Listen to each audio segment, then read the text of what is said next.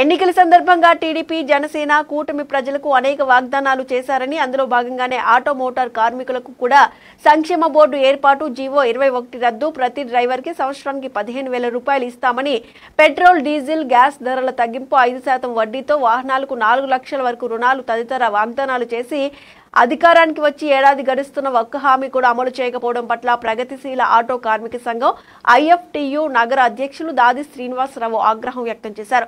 రాష్ట్ర ప్రభుత్వం ఎన్నికల సందర్భంగా ఇచ్చిన హామీలను అమలు చేయాలని కోరుతూ ఈ నెల 10న రాష్ట్ర వ్యాప్త ధర్నాలకు ఏపీ ప్రగతిశీల auto motor workers federation IFTU ఇచ్చిన పిలుపు కరపత్రాలను రైల్వే స్టేషన్ వద్ద ఆటో కార్మికులు విడుదల చేశారు. ఈ సందర్భంగా ఆయన మాట్లాడుతూ ఎన్నికలకు ముందు తీయని మాటలతో కల్లబుల్లి కబుర్లు చెప్పిన కూటమి నాయకులు చంద్రబాబు, లోకేష్, పవన్ కళ్యాణ్ అధికారానికి వచ్చాక హామీలను గాలికి వదిలేశారని విమర్శించారు. గత ప్రభుత్వం వాహనమిత్ర 10,000 ఇస్తూ పెనాల్టీల ద్వారా తిరిగి దోచుకున్నారని, ఇప్పుడు చంద్రబాబు 15,000 ఇస్తారని ఇవ్వకపోగా పెనాల్టీల బాధితున్నారని ఆవేదన వ్యక్తం చేశారు. ఉన్నటువంటి 21 జీవో ఏదైతే ఉందో గత ప్రభుత్వమే అది మీరు రద్దు చేస్తామని చెప్పారు. సంక్షేమ బోర్డు ఏర్పాటు చేస్తామన్నారు. పెట్రోల్ డీజిల్ గ్యాస్ ధరలను తగ్గించి ఆటో కార్మికులు ఆదుకుంటామని చెప్పి అన్నారు. అదేవిధంగా 4 లక్షల రూపాయలు 5% రాయితీతో వడ్డీతోటి రుణాలు ఇస్తామని చెప్పేసి అనేక హామీలు ఇచ్చి ఉన్నారు. ఇప్పటికీ సంవత్సరం అవుతున్నా కానీ ఒక్క హామీ కూడా అమలు చేసే పరిస్థితి లేదు. రేపు ఆగస్టు 15 తారీఖు నుంచి ఫ్రీ బస్సు అంటూ ఉన్నారు.